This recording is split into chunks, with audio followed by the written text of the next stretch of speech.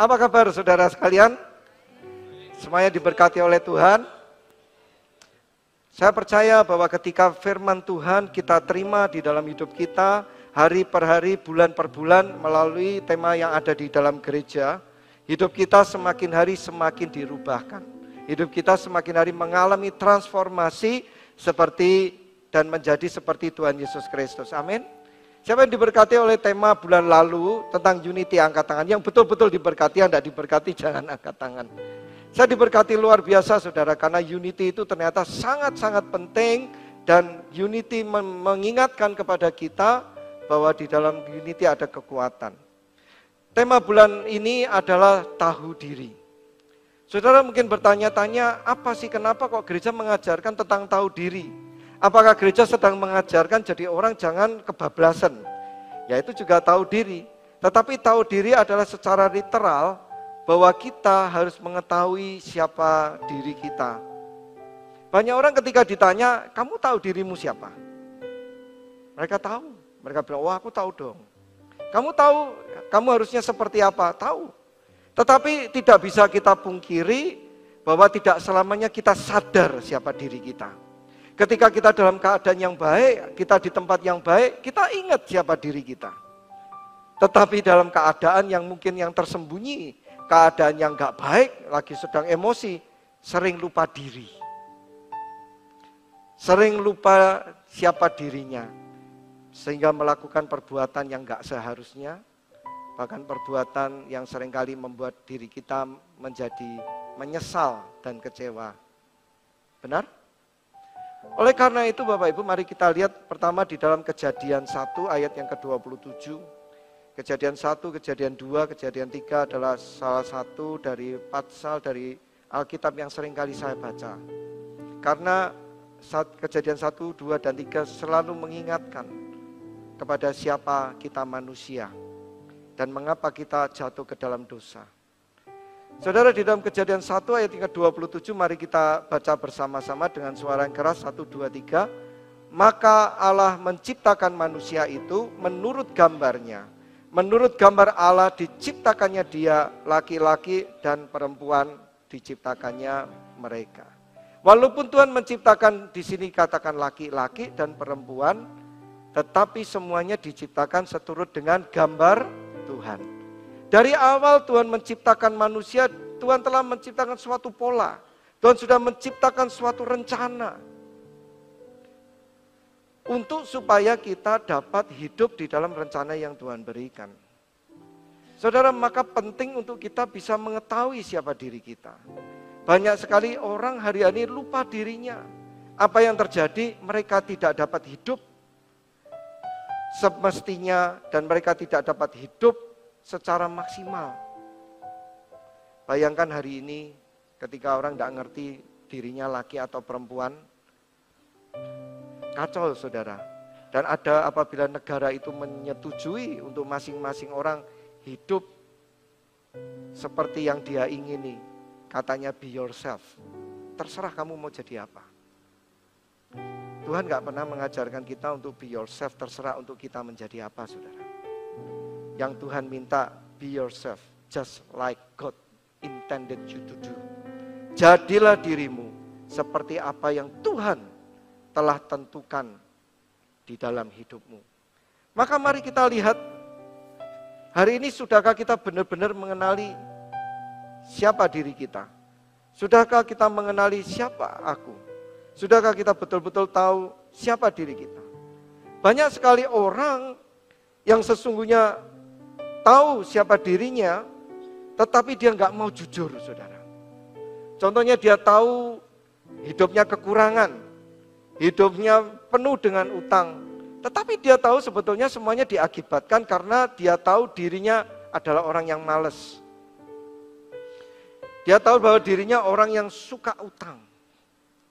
Ada yang mengetahui bahwa tubuhnya hari ini nggak sehat, tubuhnya saat ini mengalami sakit, tetapi sesungguhnya dia tahu dia tidak pernah menjaganya.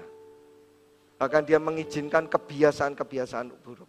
Tahu, tetapi nggak mau jujur. Bisakah hidup kita berubah kalau kita nggak mau jujur sama diri kita? Nggak bisa. Selanjutnya ada orang yang mempunyai gambar diri yang sakit. Yaitu terlalu memandang dirinya tinggi atau memandang terlalu dirinya rendah, saudara. Ada orang, wah, memandang dirinya hebat, padahal dia nggak ada apa-apanya. Apa yang terjadi? Orang mentertawakan, nggak punya malu dia. Kasihan nggak orang yang seperti itu, saudara? Kasihan nggak? Kita seringkali kita melihat kamu nih, aduh, kamu nih hidupmu kayak gini, tapi kamu kok nggak menyadari dirimu. Ada orang yang terlalu mengandang dirinya rendah. Ketika dia diajari, ayo kamu pasti bisa, kamu pasti bisa. Aku nggak bisa, aku nggak bisa. Loh, kamu dulu bisa kok. Kamu dulu sekolahnya ini kamu bisa dan dulu kamu pernah bisa. Itu aku dulu, aku nggak bisa, sekarang aku orang yang berbeda. Dari sini kita tahu, saudara, ternyata tahu diri yang benar dan tahu diri yang sehat itu sangat penting di dalam hidup kita.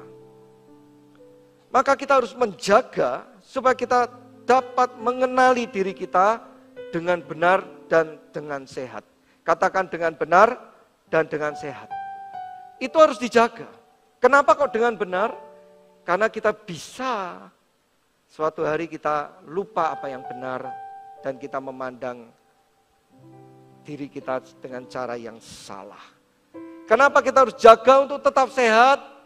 Karena bisa, seperti dari awal saya katakan, dengan keadaan suasana yang berbeda, kita bisa juga memandang secara sakit. Pandangan kita sakit, penilaian kita tentang diri kita sakit. Amin. Jagalah diri Anda, jagalah tahu diri Anda secara benar dan secara sehat senantiasa. Yang mau katakan amin. Saya akan bawa saudara untuk merenungkan sebuah, yaitu adalah perbedaan antara identitas dan reputasi. Ketika orang ditanya, siapa dirimu? Ada orang menjawab, oh kata orang aku seperti ini. Oh kata teman-temanku aku seperti ini.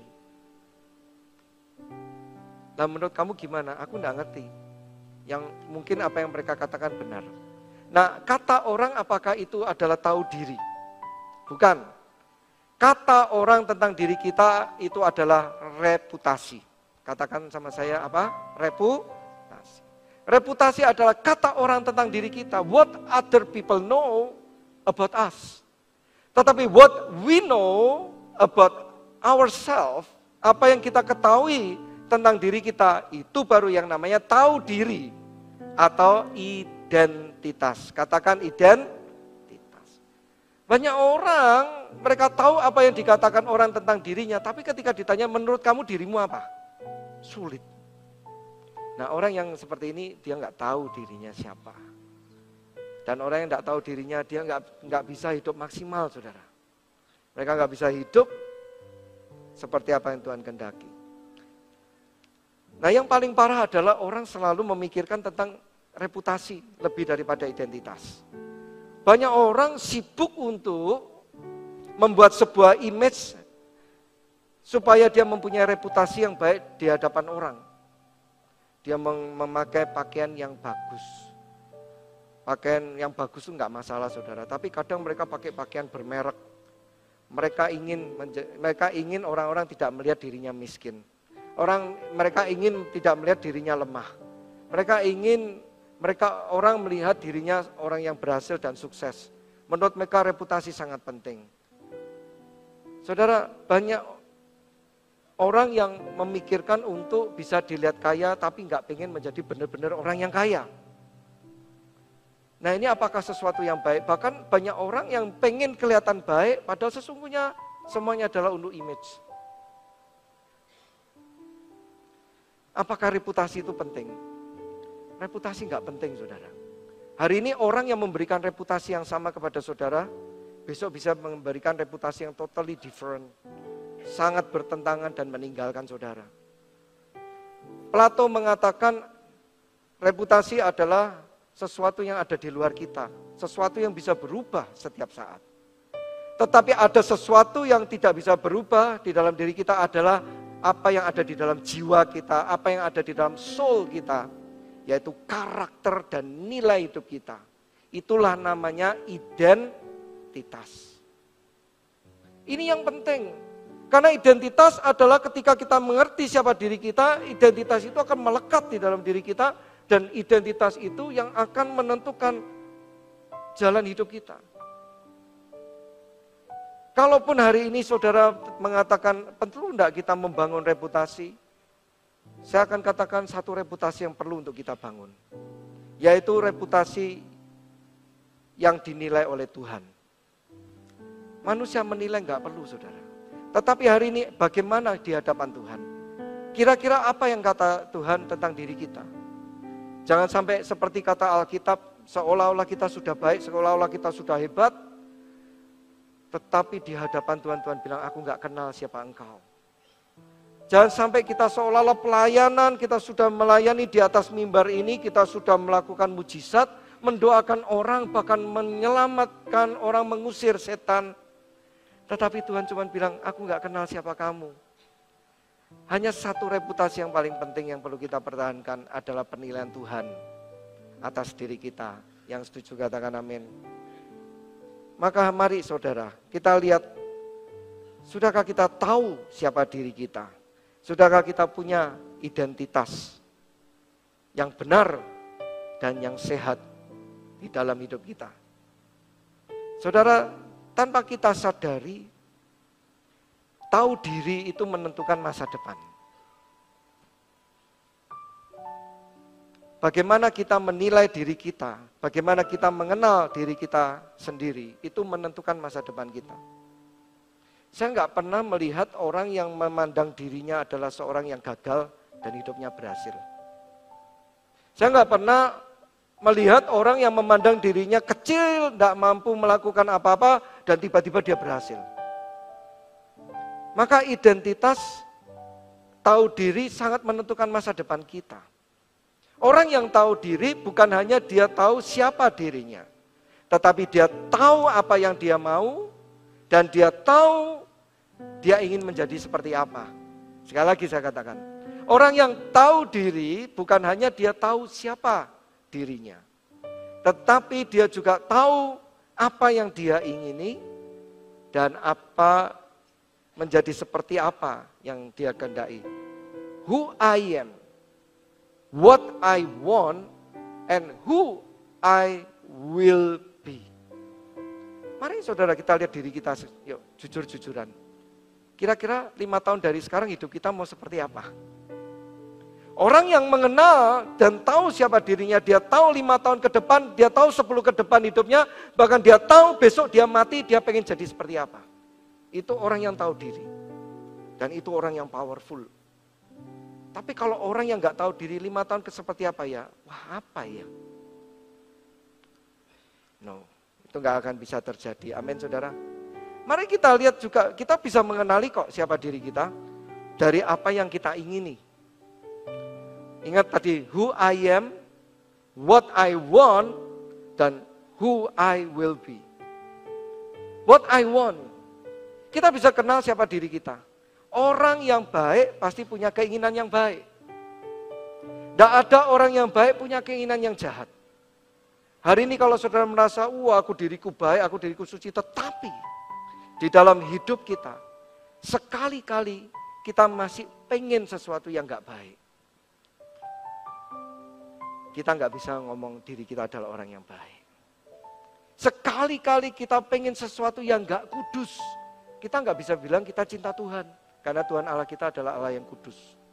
Sekali-kali kita pengen masih melakukan yang jahat, menginginkan hal yang nggak baik terjadi kepada orang lain. Membalas kejahatan dengan pikiran kejahatan saja. Kita nggak bisa kita bilang kita sudah pembawa damai. Seperti kayak anak-anak Allah, seperti yang Alkitab katakan. Kita tahu kok. Kita bisa kenal siapa diri kita dengan apa yang kita ingini. Mari kita jujur hari-hari ini. Apa yang ada di dalam hati kita. Karena itu menunjukkan siapa diri kita. Yang mengerti katakan amin. Maka sekali lagi saya katakan, ayo saudara. Jaga supaya kita selalu tahu siapa diri kita. Dengan tentunya benar dan juga dengan sehat. Jaga senantiasa. Saudara, ada contoh di dalam Alkitab yang menunjukkan betapa pentingnya untuk kita bisa tahu diri. Orang yang tahu diri, dia punya kuasa di dalam hidupnya. Orang yang tahu diri, dia punya tujuan di dalam hidupnya. Orang yang tahu diri, dia akan terkonek atau terhubung, punya hubungan relationship yang baik bagi dirinya sendiri atau orang lain. Di dalam Alkitab ada suatu cerita Musa. Musa adalah seorang bangsa Israel yang pada waktu itu dia ditaruh di air dan dia diselamatkan oleh seorang putri Firaun. Dia dibesarkan di keluarga Firaun di Mesir. Dia dilatih sedemikian rupa, dididik sedemikian rupa untuk menjadi salah satu jenderal dengan bakat dan talenta yang dia miliki. Tetapi dia adalah orang keturunan bangsa Israel yang tentunya menjadi budaknya Mesir. Suatu hari Musa menyadari dirinya adalah seorang bangsa Israel. Suddenly he knows who he is. Tiba-tiba dia teringat siapa dirinya. Dan pada waktu dia mengerti dirinya adalah bangsa Israel. Pada waktu saat itu juga dia punya kekuatan, dia punya kuasa, dia punya keberanian.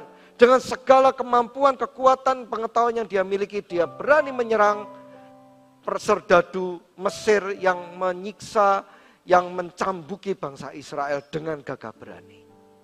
Tetapi setelah itu terjadi, dia melarikan diri, dia bersembunyi sekian lama, bertahun-tahun lamanya, dan tanpa disadari identitas diri dia rusak dan tidak lagi sehat. Karena dan Tuhan Yesus melihat akan hal itu. Tuhan Yesus melihat Musa, orang yang bangsa Israel yang direncanakan oleh Tuhan untuk membebaskan bangsa Israel dari perbudakan Mesir 400 tahun lamanya. Tuhan datang kepada Musa. Musa, aku pilih engkau untuk melakukan pekerjaan yang besar. Aku pilih engkau dan aku sertai engkau dengan kuasa yang dahsyat. Engkau akan melakukan banyak sekali mujizat, engkau akan menghadapi Firaun, dan engkau akan membebaskan bangsa Israel dari penjajahan bangsa Mesir melalui engkau dan penyertaanku. Saudara, Musa yang dulu ngerti dirinya hebat, dirinya bangsa Israel, tiba-tiba dia bilang, Tuhan kau salah pilih. Engkau salah pilih Tuhan. Bagaimana aku bisa membawa mereka keluar, aku ngomong aja gak bisa. Tetapi Tuhan mengingatkan kepada Musa tentang dirinya. Tuhan mengatakan, siapa yang menciptakan lidah? Siapa yang menciptakan mata? Siapa yang menciptakan telinga? Mengapa engkau mengatakan bahwa engkau gak bisa kalau aku bilang bisa? Saat itu Musa, identitas dirinya kembali dipulihkan, dikuatkan oleh Tuhan, sehingga dia dapat dipakai oleh Tuhan untuk melakukan pekerjaan yang besar, yaitu menyelamatkan bangsa Israel. Betapa pentingnya untuk kita tahu, saudara, identitas diri kita secara benar dan sehat. Namun setelah Musa menyelamatkan bangsa Israel dan kemudian mereka sudah hampir sampai ke tanah perjanjian. Mereka sudah hampir sampai ke tanah perjanjian bersama-sama dengan seluruh bangsa Israel yang diselamatkan, saudara. Bayangkan saudara, mereka diselamatkan, dibebaskan dari perbudakan. Siapa yang gak suka? Amin. Mereka dari identitas orang budak, mereka menjadi orang yang merdeka. Dari who I am as a slave, dari siapakah diri saya sebagai seorang budak, sekarang dirinya sudah menjadi orang yang merdeka. Dari orang yang setiap hari tidak mempunyai keinginan, dia punya kerinduan dan keyakinan, pengharapan bahwa hidupku akan menjadi lebih baik. Bahkan dia diberikan who I will be, menjadi salah satu orang yang akan menghuni tempat tanah perjanjian yang Tuhan berikan. Yang katanya susu, madu, dan juga makanannya berlimpah. itu membuat mereka sanggup bertahan berjalan di dalam padang gurun, saudara. Namun apa yang terjadi ketika mereka sedang dekat, sangat dekat dengan tanah perjanjian, ketika dikirimkan 12 pengintai dari 12 suku, 10 suku datang kembali dan dia mengatakan, aku memang melihat buah-buah yang luar biasa, susu madu yang melimpah. Tetapi ada raksasa dari bangsa Enak yang tinggal di sana. Dan raksasa itu besar sekali dan kita seperti belalang.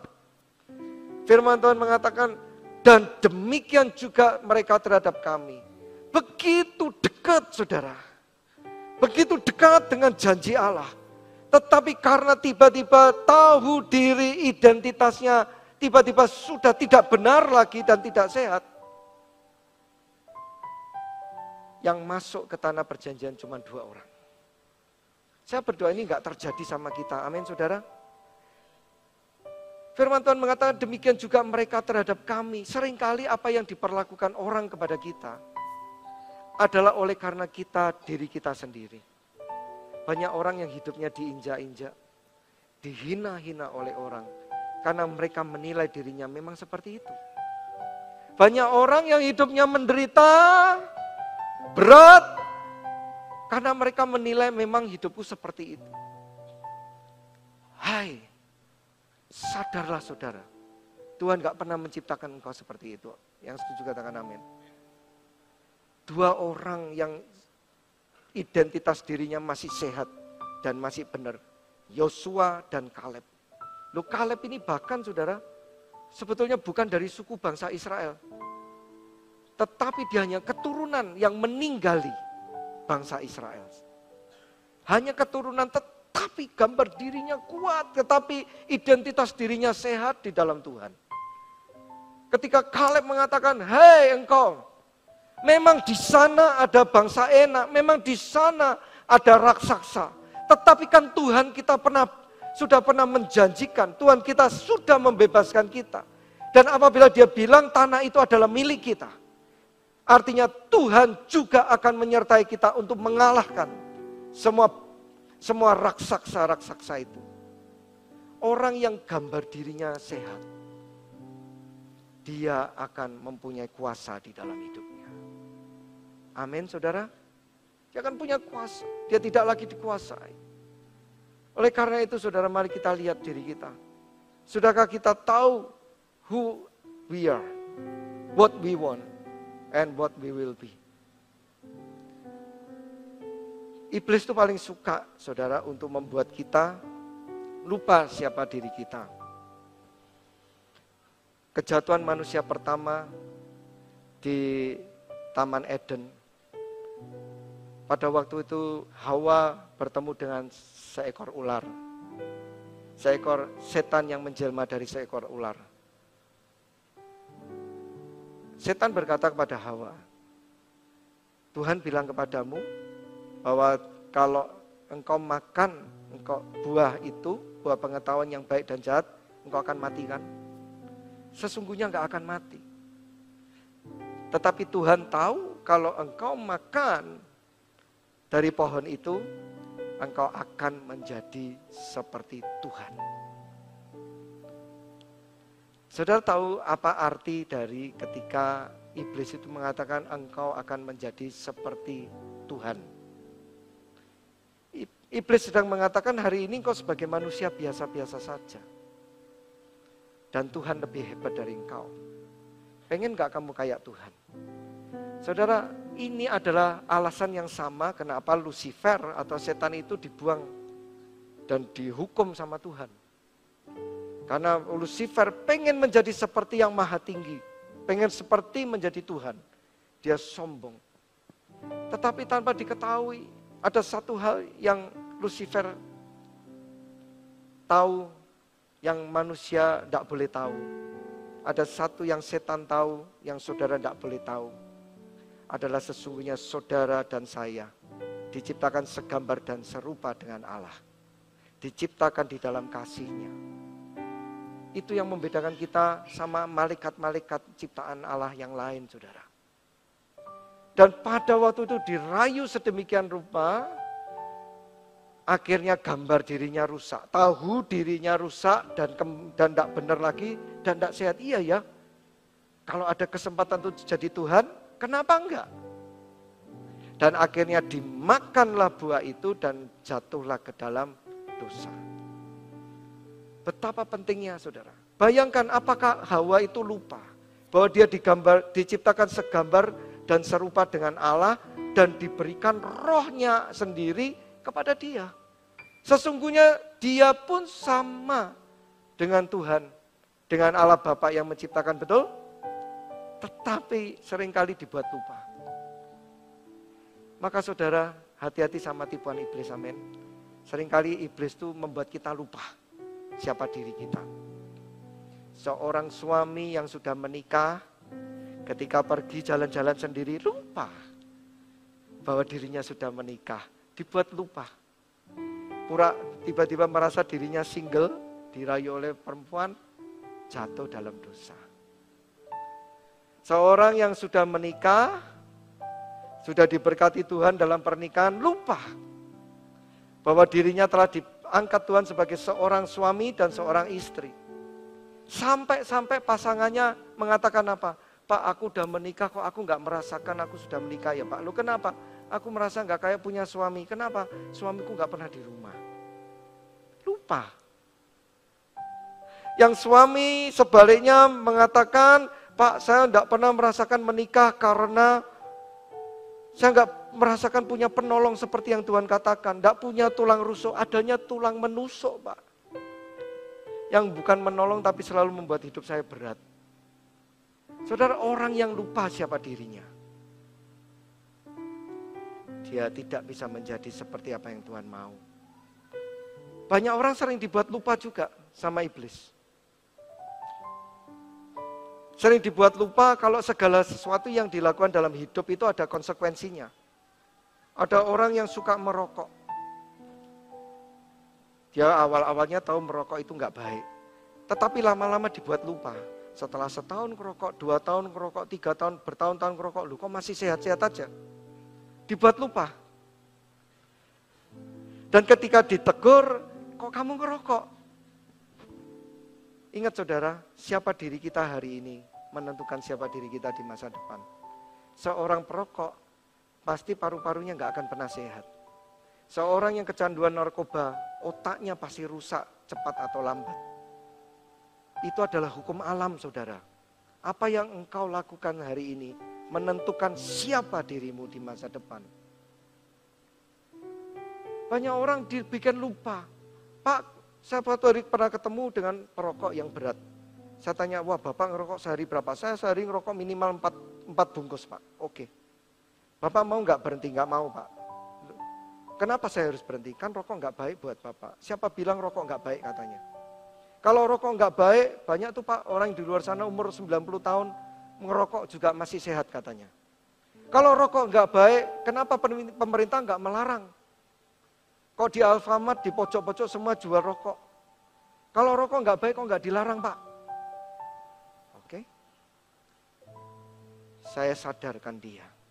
Oke Pak, jadi Bapak adalah perokok ya Pak? Oke.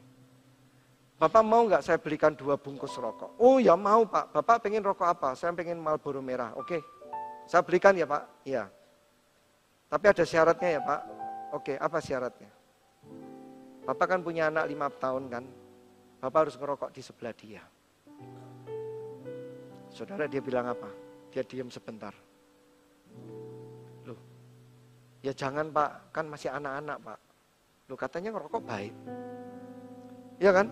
Katanya rokok nggak apa-apa, rokok baik. Loh saya itu kadang loh saudara, saya berdoa nggak ada yang di tempat ini ya. Saya tuh kadang gergeten saudara. Melihat seorang ayah gendong bayinya sama ngerokok. Itu gila itu saudara. Itu orang tua yang nggak ngerti siapa dirinya. Orang tua yang nggak ngerti siapa yang digendong. Orang yang nggak tahu diri. Tapi untungnya loh orang pecandu rokok ini masih tahu diri. Dia betul-betul bisa bilang apa? Oh ya jangan Pak. Dia masih umur 5 tahun dulu, katanya baik. Katanya enggak apa-apa. Ya jangan Pak, ya udah. Kamu punya anak yang umur 10 tahun? Ya iya. Ya udah gini aja yang 10 tahun diajak ngerokok bareng yuk. Ngerokok bareng sama papanya asik toh. Ya nggak, asik nggak? Papanya ngerokok, anaknya ngerokok. Halo bro. Asik nggak? Dia bisa bilang apa? Ya jangan Pak. Loh kenapa? Dia masih umur 10 tahun. Loh kenapa? Bukannya kamu tadi bilang rokok nggak apa-apa? Rokok itu katanya baik. Sadar nggak Pak? Iblis itu lebih jahat daripada semua debt collector yang ada di dunia ini. Kita melakukan yang nggak baik, kita pasti suatu hari ditagih sama iblis. Bapak kalau terus-terusan seperti ini, suatu hari Bapak pasti akan jatuh sakit. Bapak masih pengen melihat anakmu menikah enggak? Bapak pengen melihat anakmu berhasil enggak? Ya pengen Pak. Kalau pengen berhenti sekarang. Dia mulai sadar dan dia berhenti. Dia mulai sadar siapa dirinya. Seorang ayah bagi anak-anaknya. Seorang ayah yang rindu untuk melihat anaknya berhasil. Seorang ayah yang rindu semua keluarganya baik. Tetapi dia punya satu kebiasaan yang gak baik, yaitu merokok. Dan tahu diri yang benar dan sehat, membuat dia berhenti merokok hari ini. Bahkan sampai selama-lamanya. Tepuk tangan buat Tuhan Allah kita dulu. Oleh karena itu saudara, yang hari ini saudara ada dalam kesulitan, yang saudara dalam kelemahan, jangan-jangan kita tidak tahu siapa diri kita. Siapa yang rindu di sini kita punya identitas yang baik dan benar, angkat tangan. Perhatikan baik-baik apa yang harus kita lakukan. Bagaimana caranya kita bisa mengenal siapa diri kita. Mengenal diri itu sangat penting saudara. Suatu hari Socrates menulis begini. Unexamined life is not a life worth living. Hidup yang tidak diteliti itu bukan sebuah hidup yang layak untuk dijalani. Artinya apa? Socrates mendorong kita untuk kita menjadi orang yang sanggup untuk mengenali diri kita setiap saat. Tetapi Socrates juga mengatakan orang yang dapat mengenali dirinya dengan baik itu adalah orang yang paling bijaksana. Sayangnya nggak banyak orang yang bisa menilai dirinya dengan benar, saudara. Oleh karena itu, bagaimana cara kita bisa menilai diri kita dengan benar? Kita akan belajar bukan dari manusia, bukan filosofer, tetapi kita mau belajar dari firman Tuhan. Kita lihat Mazmur 26 ayat yang kedua sampai ayat yang kelima. Sebuah kitab yang ditulis dari seorang raja yang sangat berhasil. Seorang raja yang ditulis menjadi raja yang kuat, gagah perkasa oleh Raja Daud. Mazmur 26 ayat 2. Inilah cara Daud untuk meneliti siapa dirinya. Baca bersama-sama dengan saya, 1, 2, 3. Ujilah aku ya Tuhan, dan cobalah aku, selidiki batinku dan hatiku. Berhenti sampai di sini. Berani enggak kita ngomong gini sama Tuhan? Ini adalah sesuatu yang penting untuk kita dapat mengenal diri kita di hadapan Tuhan. Ujilah aku. Saudara, orang yang pengen mengenal siapa dirinya, dia tidak alergi dengan yang namanya ujian. Orang yang pengen mengenal siapa dirinya, dia sadar bahwa di dalam hidup ini ada ujian dan cobaan yang justru akan dapat menyatakan siapa diri kita. Dan Daud mengatakan, ujilah aku ya Tuhan, cobalah aku, selidiki batinku dan hatiku. Ayat yang ketiga dikatakan, sebab mataku tertuju pada kasih setiamu dan aku hidup dalam kebenaranmu. Mata Daud tertatap pada pandangan yang tepat. Mata Daud terpandang kepada kasih setia Tuhan. Dia tahu dia adalah orang yang menerima kasih Tuhan. Dia tahu adalah orang yang diselamatkan oleh kebenaran Tuhan. Sehingga barometer dia menilai dirinya adalah dari kebenaran dan kasih Tuhan. Barometer Daud untuk mengenal dirinya bukan dari orang lain. Banyak orang bilang, dia kaya, aku harus bisa lebih kaya dari dia. Dia punya istri cantik, istriku harus lebih cantik dari dia. Tetapi barometer Daud adalah kasih Tuhan dan kebenaran Tuhan. Yang keempat, Mazmur 24, aku tidak duduk dengan penipu dan dengan orang munafik, aku tidak bergaul. Yang kelima, aku benci kepada perkumpulan orang yang berbuat jahat dan dengan orang fasik aku tidak duduk.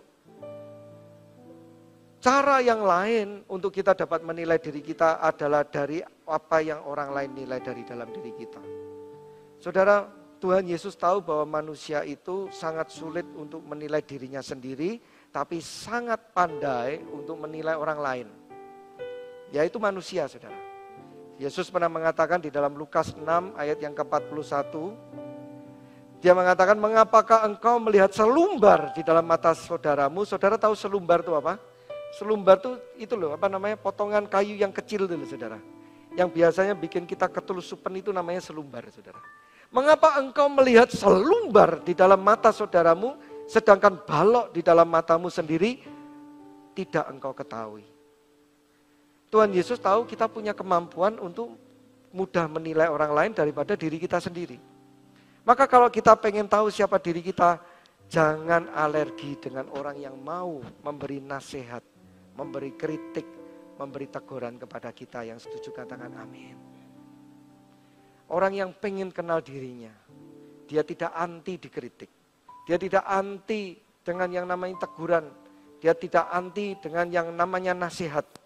Justru dia tahu bahwa ini adalah caranya untuk dia mengenali siapa dirinya.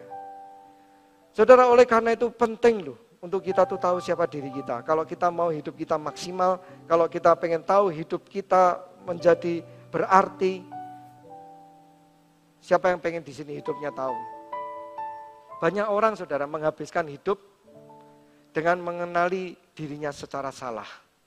Setelah bertahun-tahun lamanya hidup baru dia menyesal. Iya ya, ternyata aku tuh passionnya bukan di sini. Ternyata aku tuh jagonya bukan di sini. Bersyukurlah saudara kalau saudara punya pasangan hidup, punya teman-teman yang mengatakan dia hidup, menjalani hidup dalam jalan yang dia betul-betul senangi. Bersyukur. Bersyukurlah kalau saudara ada orang bilang mengatakan dia memang hidup kerjaannya cocok sama dirinya. Tetapi banyak orang gak ngerti akan hal itu, saudara. Oleh karena itu, mari kita harus menilai diri kita juga selanjutnya adalah secara detail, secara objektif. Ketahuilah diri kita, ujilah kita dengan secara sistematis. Ambil tes kalau perlu. Setiap orang yang mau menikah di GES, mereka melalui ujian DISC, personality, supaya dua orang yang berbeda, mereka mengenali perbedaannya di mana dan bisa saling menerima dan saling melengkapi. Tahu diri sangat penting, saudara. Jangan sampai hidup kita tidak tahu siapa diri kita, tetapi hidup kita dijalani oleh apa kata orang lain. Maka sangat penting untuk yang melakukan yang namanya tes. Siapa di sini pernah ikut tes seperti itu, angkat tangan? Enggak semua ya. Siapa yang pernah ikut tes HRD, angkat tangan? Banyak yang belum ya. Kalau enggak pernah mengikuti tes, dari mana kita tahu siapa diri kita? Orang lain aja pengen tahu kok siapa diri saudara, makanya dites, betul enggak? Ya kan? Oleh karena itu Bapak Ibu, ayo. GES ini akan mengadakan dalam tema tahu diri ini, GES ini akan mengadakan yang namanya tes. Tapi bukan cuma tes begitu saja loh saudara. Tetapi tes yang benar-benar secara lengkap. Bukan cuma tes personality saudara, tetapi juga behavior, intelligent quotient, emotional quotient, spiritual quotient, semua dicek. Nanti tes itu akan diberikan kepada orang yang sudah dewasa dan juga anak-anak. Anak-anak apalagi sangat penting saudara. Saudara kalau nanti rindu, cepat-cepat daftar ya. Nanti di belakang sama Pak Haryanto, cari Pak Haryanto daftar. Enggak gratis. Dan gereja enggak mau ngasih gratis. Sesuatu yang baik kok dibikin gratis. Setuju? Gereja cuma bisa membantu. Ya. Caranya membantu gimana? Kalau saudara sudah tergabung dengan Connecting Cell, saudara akan mendapatkan potongan diskon. Amin. Kalau yang belum cepat-cepat bergabung. Lupa ini pemaksaan gabung Connecting Cell ya. Loh kalau yang bagus dipaksa ya nggak apa-apa sebetulnya. Tetapi di balik semua ini kita nggak mau cuma ngasih tes gitu aja saudara. Tetapi setelah saudara dapat tes, saudara tahu siapa diri Anda, siapa diri anak Anda, kita rindu untuk memberikan yang namanya pemuritan, pengarahan, dan itu nggak bisa sekali dua kali saudara. Lah kalau saudara nggak tergabung dalam Connecting Cell, ngasih pemuritannya di mana? Yang setuju katakan amin. Nah saudara sangat penting, terutama buat anak-anak kita. Siapa di sini yang sudah punya anak? Angkat tangan. Siapa di sini yang punya anak umurnya 10 tahun lebih? Angkat tangan. Saudara anak yang 10 tahun lebih, Dia sudah waktunya untuk dikenali siapa dirinya. Dia sudah waktunya untuk mengenali siapa dirinya. Supaya dia dapat hidup dengan maksimal, dengan passion. Dan hidup sesuai dengan apa yang Tuhan ciptakan di dalam dirinya. Pesan saya, jangan sampai anak-anak kita jati dirinya ditentukan oleh teman-temannya, saudara. Seperti kata Raja Daud tadi, Raja Daud aja memilih teman-teman yang di sekitarnya bukan pembohong, bukan penipu. Supaya apa yang mereka katakan Raja Daud bisa menerima bahwa itu adalah benar. Amin. Maka saudara kalau suka, maaf ya, agak kasar dikit ya.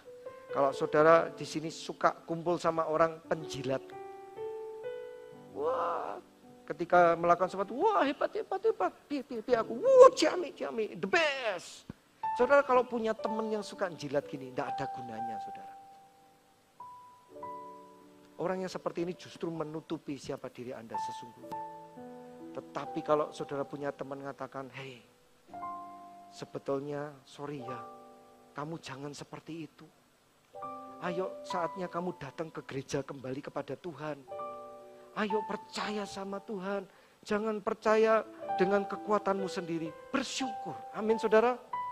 Ada teman yang mengingatkan, kamu jangan ngomong kayak gitu. Ayo kamu harus melakukan ini. Bersyukur saudara. Tetapi banyak orang justru punya teman seperti itu dimusuhi. Nah kalau anak-anak kita punya teman yang tidak baik. Dan temannya itu membentuk siapa jati dirinya. Anak kita sudahlah masa depannya hancur saudara. Dia tidak bisa menjadi anak yang maksimal. Dia tidak akan bisa menjadi anak yang happy. Oleh karena itu, ayo kenali anak kita. Karena saya juga mengetahui banyak sekali orang tua yang gak kenal siapa anaknya.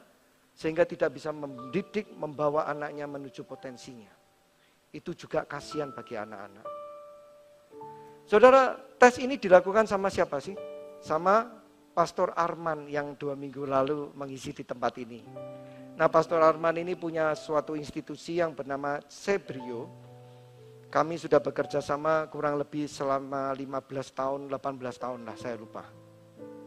Namun Sebrio ini memang sudah sangat terbukti. Dia mempunyai metode analisa yang sangat lengkap. Dan sudah terbukti juga membantu untuk kami menganalisa karyawan-karyawan kami, rekan-rekan kerja kami sehingga mereka semua dapat melakukan secara maksimal. Nah Pak Arman sendiri kemarin sudah memberikan satu cerita.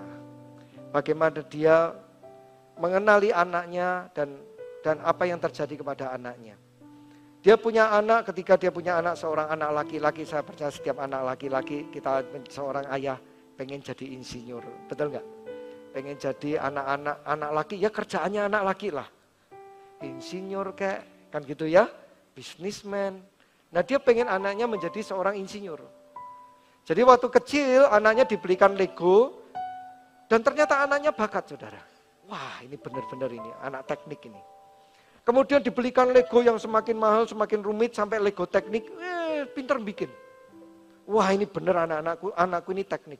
Suatu hari ketika kecil ditunjukkan gambar, ada gambar bunga, ada gambar rumah, ada gambar pesawat terbang, anaknya nuding milih pesawat terbang. Udah pasti anakku pasti insinyur. Milihnya pesawat terbang.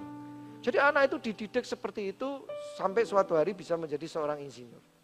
Tetapi ketika umur 10 tahun dites dengan tes yang lengkap, bukan cuma personality tetapi juga behavior, passion, emotional dan lain sebagainya. Ternyata ditemukan anak ini ternyata lebih suka dalam hidup bersosialisasi, hidup dalam organisasi, dia lebih suka linguistik dan juga dia suka traveling, saudara. Sangat berbeda dari apa yang dibayangkan oleh orang tuanya. Loh kok bisa ya? Kok bisa ya? Setelah diteliti dan setelah diteliti lebih lanjut, ternyata anak ini suka masang Lego bukan karena bentuknya Lego teknisnya. Tetapi dia tuh suka menyatukan barang-barang yang berbeda itu menjadi satu bentuk. Sampai sini saya ngerti, oh ternyata suka organisasi. Dan ternyata dia memilih pesawat terbang bukan karena pesawat terbangnya, tapi dia melihat pesawat terbang adalah alat untuk dia bisa traveling. Sampai sini sudah nangkep? Dia uji, dia bawa anak ini dileskan dan kemudian dibawa ke luar negeri bersama. Ternyata anak ini punya suatu kemampuan yang khusus. Ketika dia diajak ke satu tempat yang baru, dia akan belajar bahasa itu. Sampai ke negara itu, dia bisa menguasai, bahkan bisa conversation atau bercakap-cakap. Dari situ orang tuanya baru ngerti, wah ternyata anakku seperti ini. Namun dia beruntung punya orang tua yang ngerti siapa dirinya dan mau menerima siapa dirinya. Pada waktu umur 15 tahun, ya, dicek lagi. Jadi setelah 5 tahun kemudian dites kembali dengan tes yang sama, ternyata hasilnya tetap sama. Nah saudara, maka kalau saudara hari ini tanya, loh Pak buat apa ikut tes Pak? Harganya berapa toh Pak? 500.000 saudara, nggak murah. Tapi kalau saudara yang punya anak, 500.000 harga yang sangat kecil untuk mengenali siapa pribadi anak saudara. Nah saudara, kalau saudara bilang, loh Pak, tapi di sekolah sudah ngasih tes tuh Pak. Harganya cuma 300.000, bahkan mungkin ada sekolah yang gratis. Saya nggak tahu ada yang gratis apa enggak ya. Tetapi kalau saudara sudah pernah mengetes anak Anda di tempat lain dan Anda mau tes ini, bagus. Karena dari sini kalau kita melihat hasil ini dan hasil ini sama, itulah dirinya saudara. Sampai sini ngerti kata amin. Nah umur 15 tahun pada waktu masa COVID, anak itu dites kembali. Dan kemudian di dalam masa COVID ini apa yang terjadi saudara? Ketika semua tidak sekolah, ketika dia di rumah, anak ini bilang gini, Pak, aku kok tergerak untuk melakukan sesuatu, menggerakkan orang-orang untuk membantu pasien COVID ya Pak. Tapi aku butuh orang dan aku butuh dana. Saudara, anak ini tiba-tiba berpikiran, Pak aku kayak perlu pertolongan, kamu mau minta tolong sama siapa? Aku akan minta tolong kepada United Nations, aku mau minta tolong sama PBB. Dia tulis surat dengan bahasa Inggris, saudara. Dia tulis dengan surat dengan menjelaskan sedemikian rupa. Dan apa yang terjadi, saudara? Papanya kaget. PBB, United Nations membalas surat itu dan mengatakan, I agree, aku setuju dengan rencanamu dan ini uang $4.000, jalankan. Wow, amin saudara. Ketika seorang anak dikenali siapa dirinya, dia mengenali siapa dirinya, dan dia menjalani hidup seperti dirinya, seperti yang dia tahu Tuhan tentukan di dalam dirinya, dia sanggup melakukan hal-hal yang hebat. Saudara tahu setelah itu dia umur 17 tahun, which is last year, tahun lalu, dia ditanyai, nak kamu nanti lulus ini mau kuliah di mana? Pak Arman tanya begitu, anaknya bilang, Pak aku mau sekolah di university, aku mau belajar tentang politik. Belajar tentang apa saudara? Politik.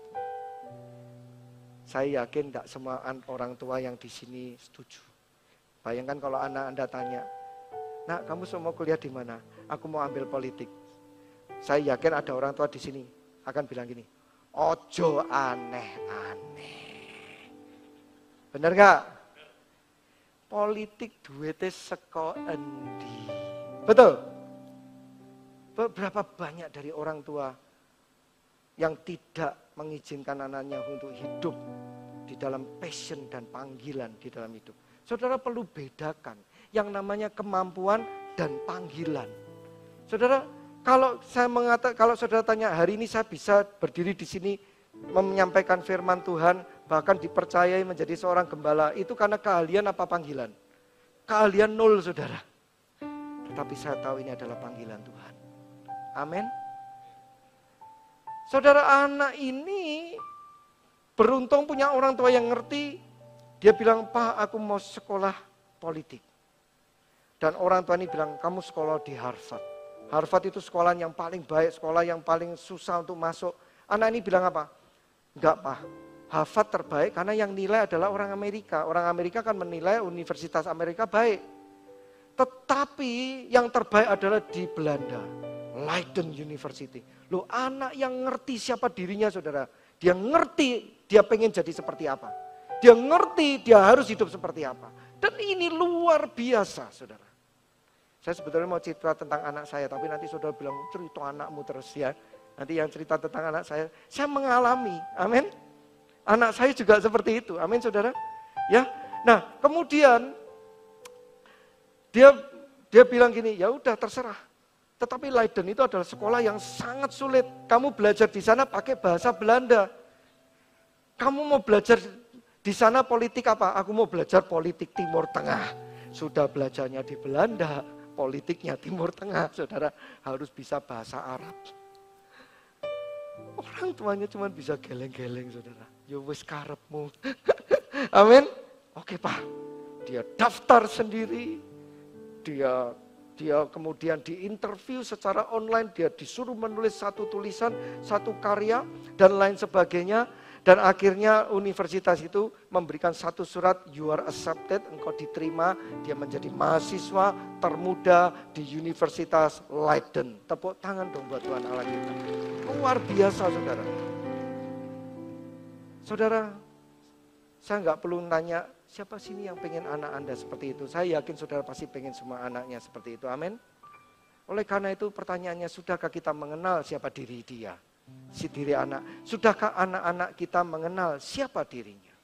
Maka saya dorong saudara untuk ikut dalam tes ini, cepat daftar, karena jumlahnya terbatas, cepat daftar saudara.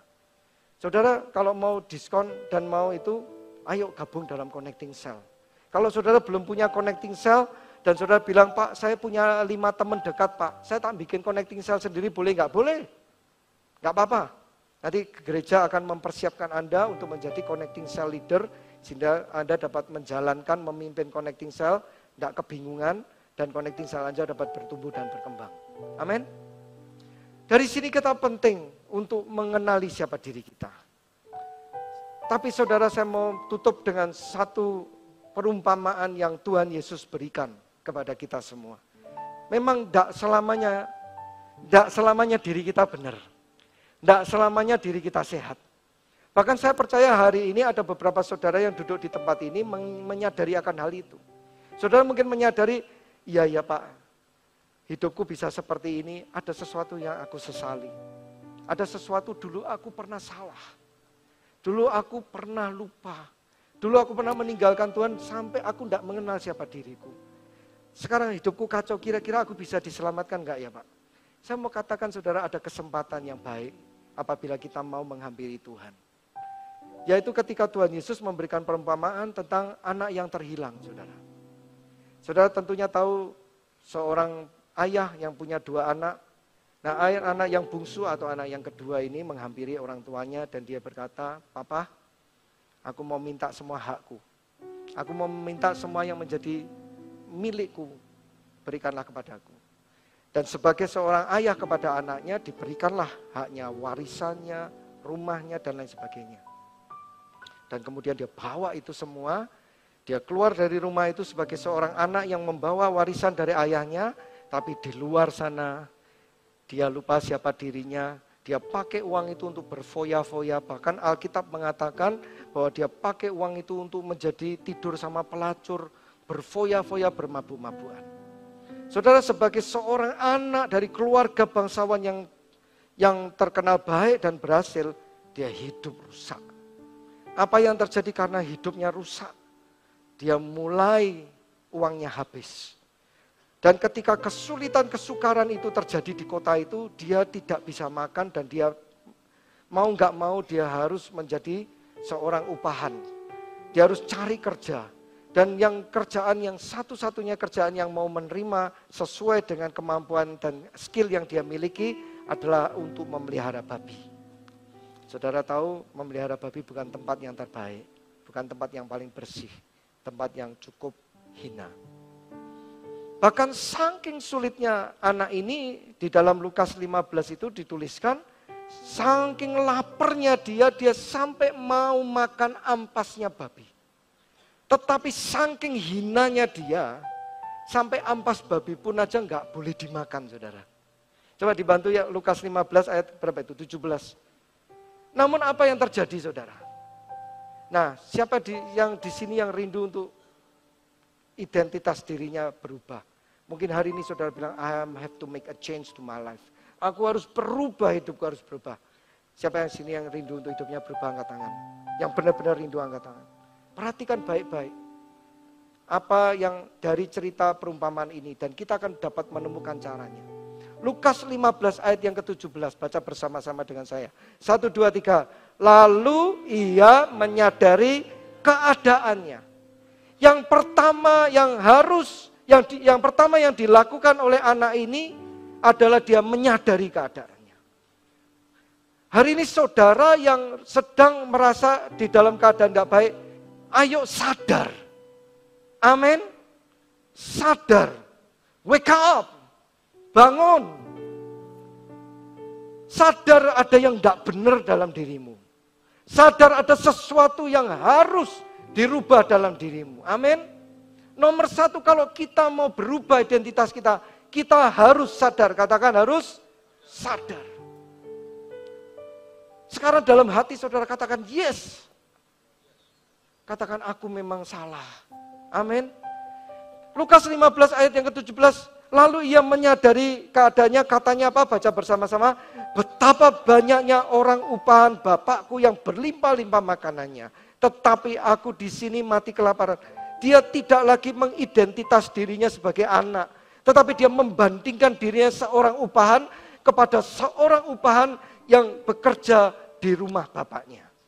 Identitasnya masih belum berubah, saudara. Tetapi dia menyadari. Ayat yang ke-18, baca bersama-sama saya. 1, 2, 3. Aku akan bangkit dan pergi kepada Bapakku dan berkata kepadanya. Katakan aku akan bangkit dan pergi. Katakan aku akan bangkit dan pergi. Saudara yang hari ini punya utang, katakan bahwa aku akan bangkit dan pergi dari utangku. Ayo. Yang punya utang lo ya. Kok hakeh ternyata. Saudara yang hari ini sedang keadaan tidak baik dalam keluarga dan dalam pekerjaan, katakan aku akan bangkit dan pergi meninggalkan yang enggak baik. Saudara, banyak orang tahu dirinya enggak baik, tetapi nyaman. Nyaman, rapopo wis, kekurangan dilakoni wae. No. Kalau engkau tahu dirimu enggak baik, bangkit dan pergi. Yang mau katakan amin. Bangkit dan pergi. Aku akan bangkit dan pergi kepada Bapakku dan berkata kepadanya. Baca bersama-sama. 1, 2, 3.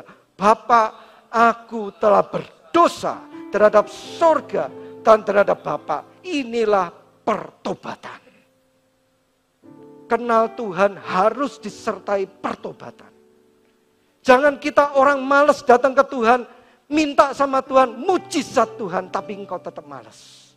Jangan kita tidak mau menjaga kesehatan, badan kita sakit, kita datang sama Tuhan, minta mujizat Tuhan menyembuhkan, tapi tidak pernah jaga badan.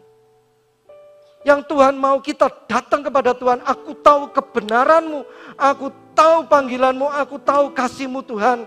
Aku salah, aku berdosa, aku harus berubah. Itu yang Tuhan mau, yang setuju katakan amin. Ketika anak yang terhilang ini di dalam hatinya, ini belum ketemu bapaknya loh saudara. Sudah ketemu bapaknya belum? Tapi hatinya ada seperti ini. Disinilah awal dari pemulihan terjadi. Amin. Saya yakin anak ini nggak tega ketemu bapaknya. Anak ini malu kalau ketemu bapaknya. Anak ini takut kalau ketemu bapaknya. Tapi hari-hari adakah anak-anak Tuhan yang masih tidak punya malu di hadapan Tuhan? Saya berdoa tempat ini enggak seperti itu, amin.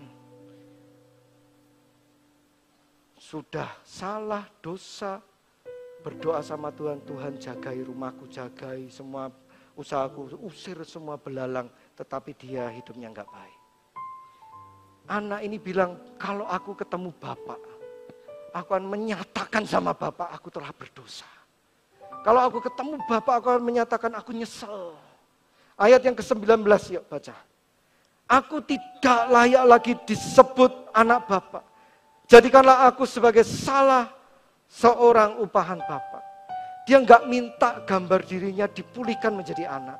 Karena dia tahu dia enggak layak. Dia cuma minta jadi upahan Bapak di surga.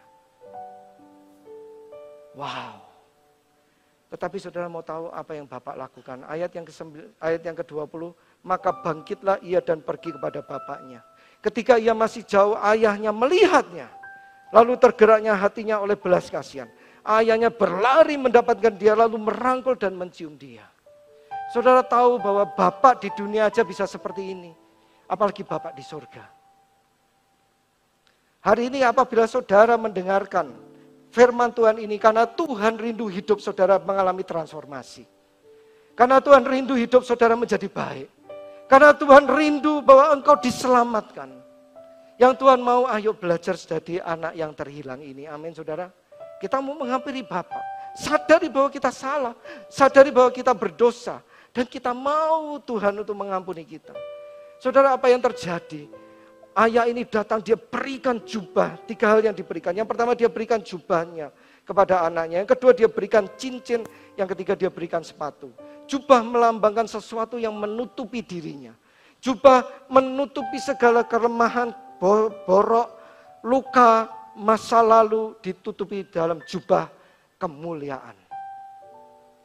Ketika kita datang kepada Tuhan, biarlah Tuhan tidak akan menghapus semua masa lalu dosa kita, kesalahan kita, dan tiba-tiba bung, gak ada. Tetapi dia akan tutupi sehingga setiap kali kita mau melepas jubah yang Tuhan berikan, kita baru sadar banyak borok, banyak luka, banyak yang tidak sempurna dalam diri. Sehingga kita gak mau melepaskan. Yang setuju katakan amin. Tetapi kemuliaan Tuhan itu diberikan pada kita sebagai tanda engkau juga anak-anak Allah. Jubah yang diberikan menandakan dia adalah anak Bapaknya. Amin saudara. Dan jubah itu sudah diberikan sama saudara dan saya. Maka saya katakan demikian, saudara bisa duduk di tempat ini. Mungkin saudara diajak oleh teman-teman saudara. Tetapi kalau Tuhan tidak mengizinkan, saudara tidak akan pernah duduk di tempat ini. Saudara duduk di tempat ini karena engkau adalah dipilih oleh Allah. Hari ini saudara bisa dengar firman ini karena engkau dipilih oleh Allah. 1 Petrus 2 ayat yang ke-9 menuliskan, tetapi engkau adalah bangsa yang terpilih, imamat yang rajani, bangsa yang kudus, umat kepunyaan Allah sendiri. Yang setuju katakan amin. Dan dikatakan supaya kamu, baca bersama-sama, memberitakan perbuatan-perbuatan yang besar dari Dia yang telah memanggil kamu keluar dari kegelapan kepada terangnya yang ajaib. Amin, tepuk tangan dong buat Tuhan Allah kita. Saudara, memang kita diizinkan Tuhan untuk mengalami masalah. Kita diizinkan untuk mengalami tekanan, tetapi Tuhan akan membawa kita keluar sebagai pemenang. Amin. Justru di dalam masalah kita punya kesaksian. Justru di dalam kesakitan kita punya kesaksian atas kasih dan kuasa Tuhan. Oleh karena itu bersyukurlah. Dan Tuhan juga akan memberikan kepada kita seperti Bapak itu memberikan cincin. Saudara tahu cincin melambang kekuasaan. Ketika Firaun memberi cincin kepada Yusuf, dia menjadi orang nomor 2 paling berkuasa di Mesir. Bapak akan memberikan cincin kepada kita. Cincin ini akan mengatakan, hai, engkau tidak lagi berkuasa atas diriku, tetapi aku berkuasa atas engkau. Hari ini kita akan berkata bahwa kekhawatiran, ketakutan memang ada di dalam hidupku, tetapi engkau tidak berkuasa di dalam hidupku. Yang setuju katakan amin. Hari ini mungkin utang masih ada, tetapi kita akan berkata, utang engkau tidak lagi berkuasa. Aku akan menguasai engkau dan mengusir engkau di dalam nama Tuhan Yesus Kristus. Amin. Kita punya kuasa. Karena kita mau bangkit dan meninggalkan. Yang terakhir adalah kasut. Kasut atau sepatu yang membuat kita dapat melangkah. Dan ketika kita bertemu dengan Tuhan, kita akan sadar bahwa kita di dalam Tuhan adalah ciptaan yang baru. Saudara yang sudah menerima kasih Tuhan hari ini, engkau adalah ciptaan yang baru di dalam Yesus Kristus. Amin. Ketika hati Tuhan, kasih Tuhan masuk dalam hidupmu, engkau gak pernah sama. Sesungguhnya engkau gak pernah sama. Kasih itu kuat, kasih itu luar biasa. Efesus 2 ayat yang ke-10, kita ini buatan Allah yang percaya katakan amin. Pernah gak Allah membuat yang gak baik? Memang Allah bikin beda.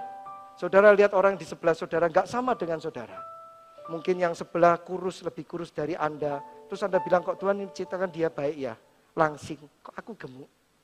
Mungkin kalau kita melihat sebelahnya, kok dia cantik. Kok aku bibir maju semeter. Saudara, Apapun yang ada di dalam diri kita, kita adalah buatan Allah. Yang setuju katakan amin. Kalau Allah membuat sesuatu, saya percaya Allah nggak pernah membuat sesuatu yang jelek. Yang setuju katakan amin, saudara. Allah nggak pernah membuat sesuatu yang iseng asal-asalan, karena saya tahu Allah kita bukan Allah yang asal-asalan. Yang setuju katakan amin. Seringkali kita cuma nggak ngerti untuk apa. Kalau kita lihat 5 jari kita yang terbaik mana? Jempol, telunjuk, jari tengah paling panjang tapi seringkali malah nggak baik kalau dipamerkan ya. Atau jentik. Oh jentik paling nggak penting Pak, kecil. Kalau kita nggak punya jentik, upil agak sulit saudara. Firman Tuhan mengatakan bagian yang terhina adalah yang terpenting di dalam hidup kita. Saudara, mari baca. Karena kita ini buatan Allah, diciptakan di dalam Kristus Yesus. Untuk melakukan perbuatan baik yang dipersiapkan Allah sebelumnya dan Allah mau hidup di dalamnya. Saya undang pemain musik untuk dapat maju ke depan. Saya akan tutup dengan satu kesaksian. Saya berdoa hari ini firman Tuhan memberkati kita semua. Amin. Saudara, kalau kita pengen hidup kita berhasil, kalau pengen hidup kita berbahagialah, jadilah orang yang layak untuk menerima keberhasilan dan layak untuk menerima kebahagiaan.